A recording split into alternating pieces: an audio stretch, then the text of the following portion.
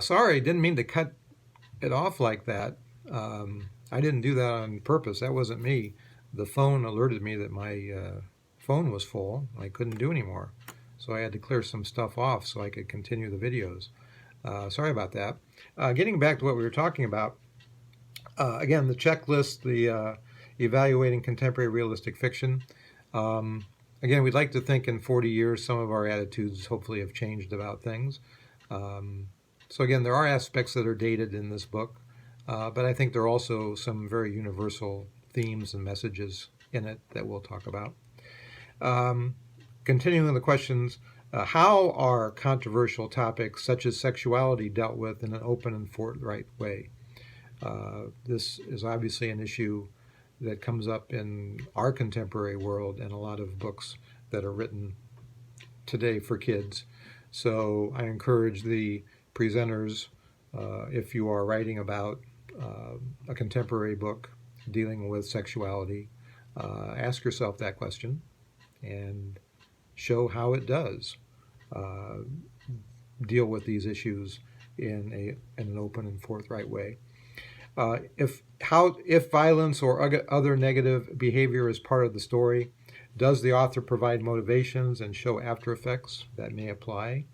Um, Certainly, that'll come up in uh, a few other stories that we take a look at this semester. Um, does the author avoid stereotyping? How does the author avoid stereotyping? And of course, if the answer to the question is no, they don't, then that's a criticism that you would have to talk about, point out any stereotypical characters or situations.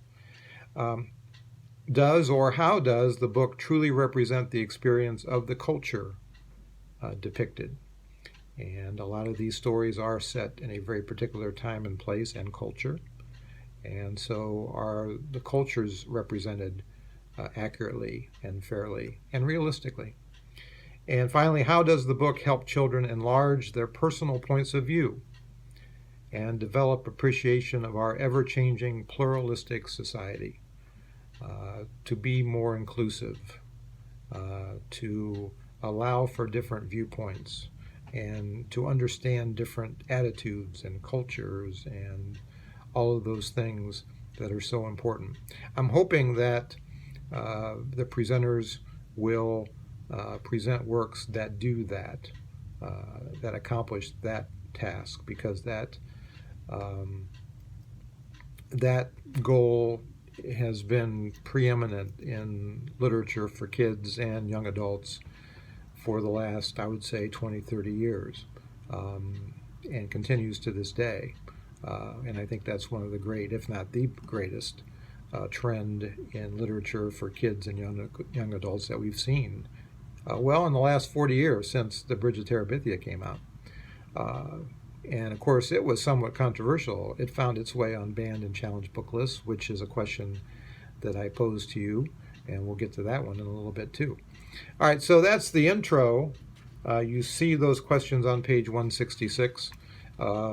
Again, particularly for the realistic presenters, but also those of you who want to do well on the final exam. That's the kind of question I might ask. What are some of the criteria for evaluating contemporary realistic fiction? That's what I'm talking about. These are the questions we're talking about.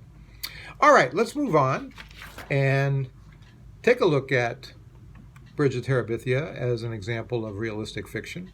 And to do that, I'm going to go over some of the quiz questions that I ask you to answer. And now that you all have answered them and turned them in, we can go over those.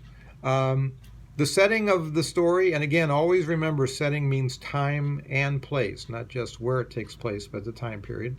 And I mentioned already that the book was meant to be a contemporary story, but it was published, in the late 70s. So a lot has changed in the last 40 some years.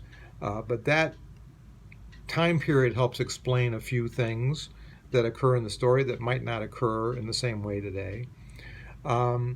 The place, I don't know that the city is actually ever really identified, but it sounds to me like they live somewhere in Virginia close enough to D.C.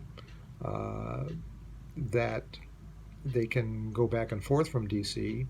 But it's a rural area, and of course, one of the things that was asked is describe the background of her parents and how is she different from other kids. Well, they are both they're both pretty well off, it sounds like. Um, and this is kind of a late 70s sort of thing. They decided to move to a rural setting to get closer to nature and basic values and so on. And they brought her along with them to do that. So it's a rural setting.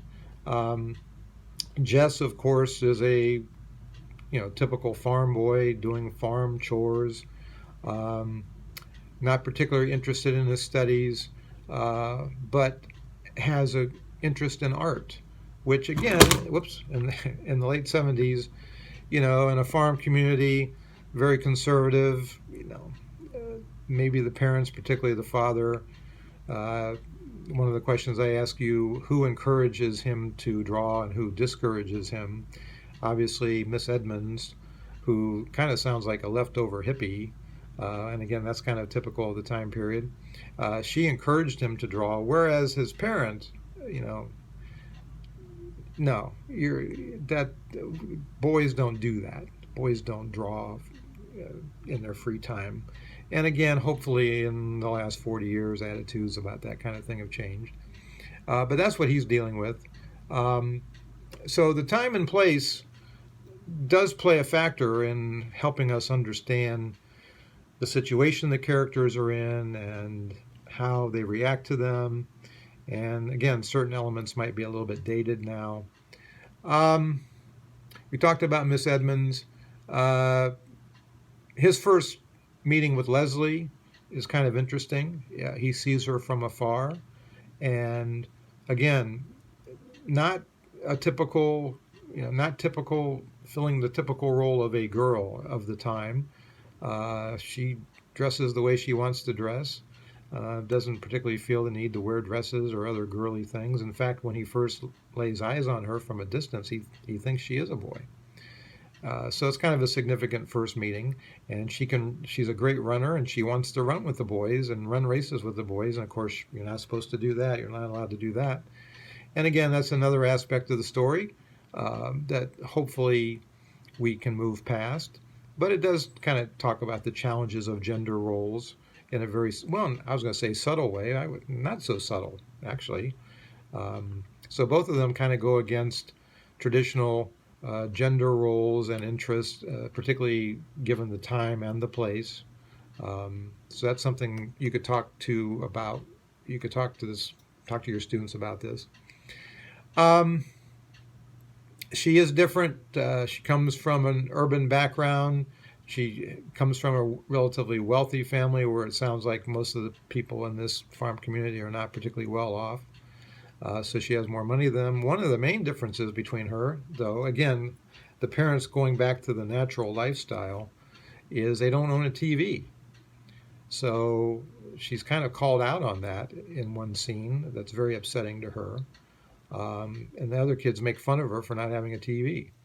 And this usually, if I were teaching this book to a classroom of students, that might be something I would ask them. Could you live without your TV? Could you live without your phone? Another question I usually ask to students in this classroom, and usually get some people who say yes to this. Sometimes I ask students, did you ever grow up with friends of yours or kids who didn't have a TV or watch very little TV? For whatever reason. And usually I get some people say yes. And I'm always curious. I mean, did those kids, were they able to, interact socially with people? I just wonder how a kid today could, interact with other kids if they didn't have access to cable TV. I mean, what would you do? What would you talk about?